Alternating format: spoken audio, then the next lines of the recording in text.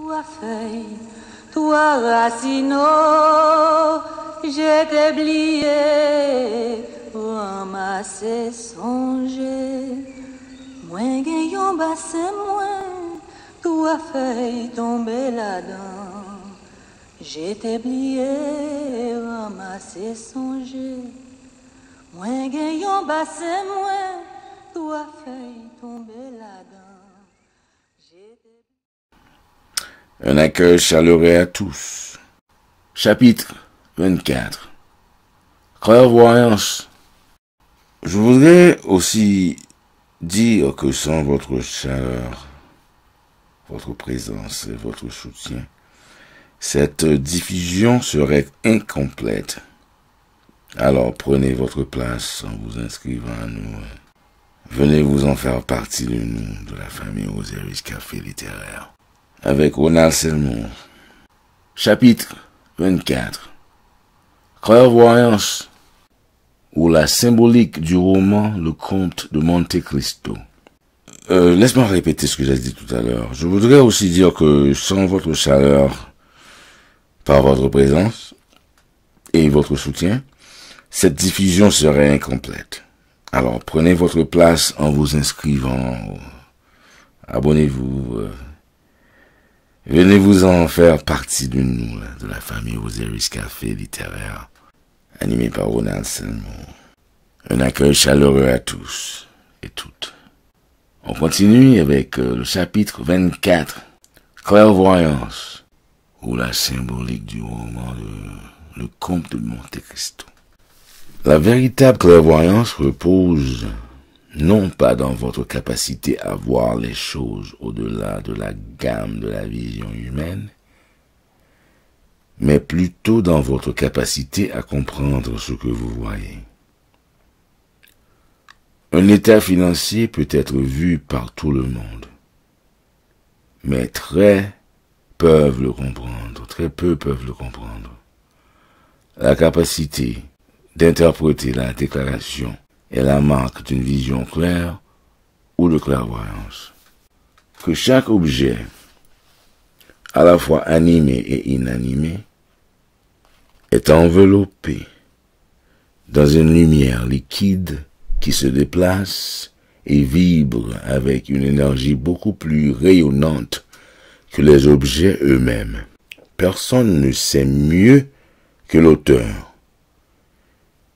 Mais il sait aussi que sa capacité de voir les auras ne correspond pas à la capacité de comprendre ce que l'on voit dans le monde autour de soi. Pour illustrer ce point, voici une histoire connue de tout le monde, mais que seulement le vrai mystique ou clairvoyant a vraiment vu de ses yeux. Synopsis. L'histoire du Comte de Monte Cristo d'Alexandre Dumas est, pour le mystique ou le véritable clairvoyant, la biographie de chaque homme. Edmond Dantès, un jeune marin, trouve le capitaine de son navire mort. Prenant le commandement du navire au milieu d'une mer déchaînée, il tente de diriger le navire dans un mouillage à l'abri.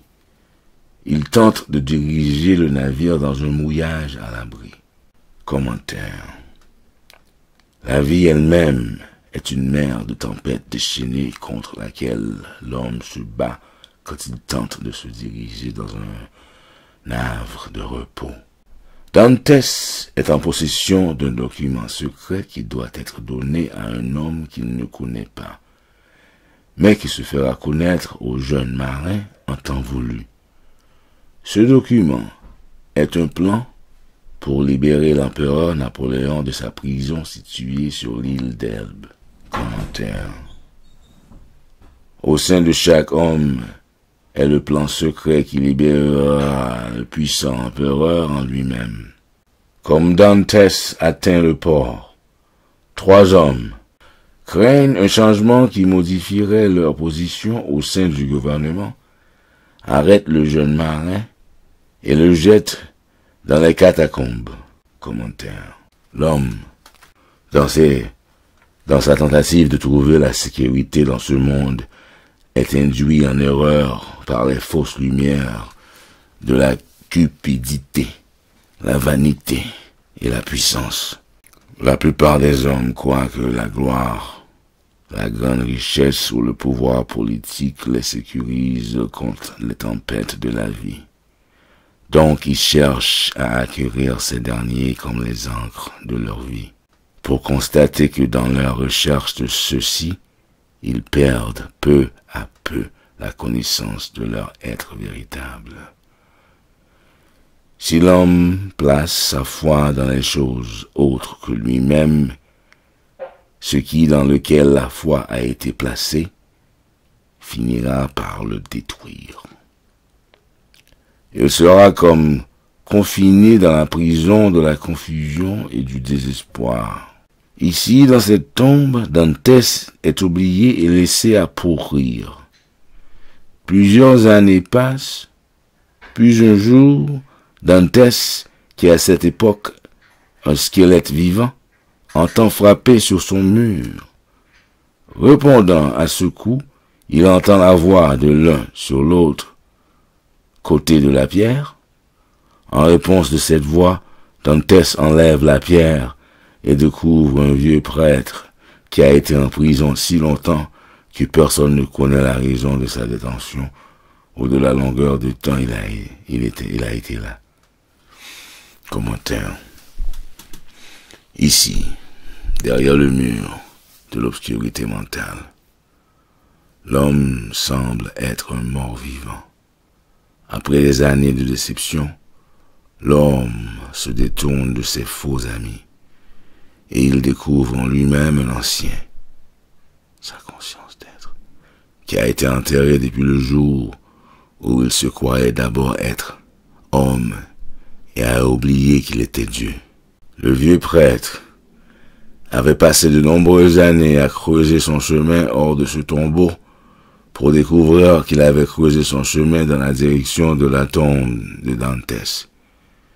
Il se résigne alors à son sort et décide de retrouver sa joie et de liberté en instruisant Dantès sur tout ce qu'il sait des mystères de la vie et pour aider à s'en sortir. Dantès, au premier abord, est impatient d'acquérir toutes ces informations, mais le vieux prêtre, avec la patience infinie acquise par son long emprisonnement, montre à Dantès comment il est encore inapte à recevoir ses connaissances dans son esprit mal préparé et inquiet. Donc, avec calme philosophique, il révèle lentement au jeune homme les mystères de la vie et le temps. Commentaire. Cette révélation est si merveilleuse que, quand l'homme l'entend la première fois, il veut tout acquérir à la fois. Mais il constate que, après des années d'innombrables consacrées à la croyance de naître un homme, il en a donc complètement oublié sa véritable identité et il lui est désormais incapable d'absorber cette mémoire en une seule fois. Il découvre aussi qu'il peut le faire qu'en proportion de son lâcher-prise des valeurs et opinions humaines. Alors que Dantès mûrit sur les instructions du vieux prêtre, le vieil homme se retrouve vivant de plus en plus dans la conscience de Dantès. Enfin, il lui livre son dernier morceau de sagesse. L'estimant compétent pour gérer une situation de confiance, il lui révèle alors qu'un trésor inépuisable est enterré sur l'île de Monte Cristo. Commentaire. Comme l'homme abandonne les valeurs humaines qui lui sont chères, il absorbe de plus en plus de la lumière, le vieux prêtre, jusqu'à ce que finalement il devient la lumière et se fait être, et se sait être l'ancien.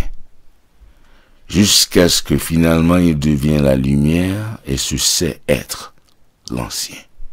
Je suis la lumière du monde.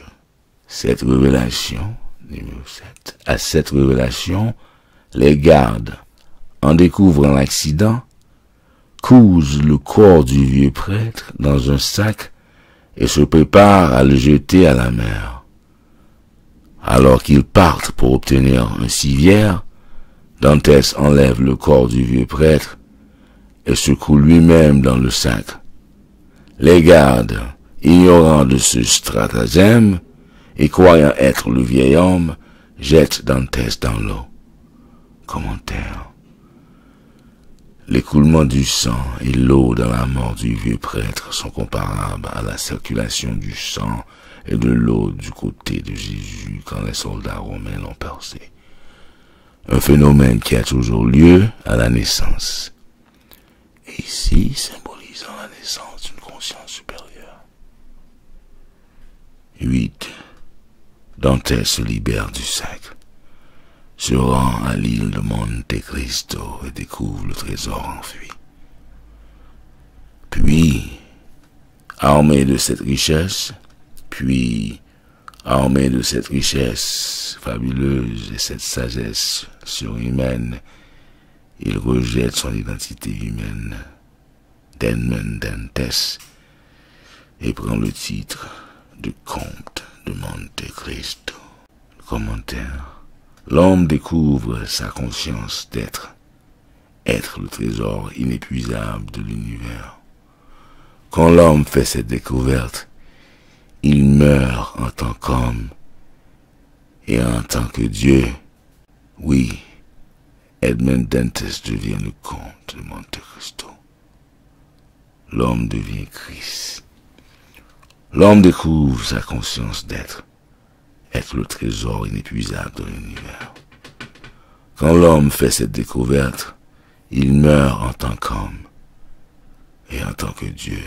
Oui, Edmond Dantès devient le comte de Monte Cristo. L'homme devient Christ. Et merci d'avoir passé ce moment avec nous. À table, au lit, à cheval, en voiture, partout ailleurs, en limbo, en transit.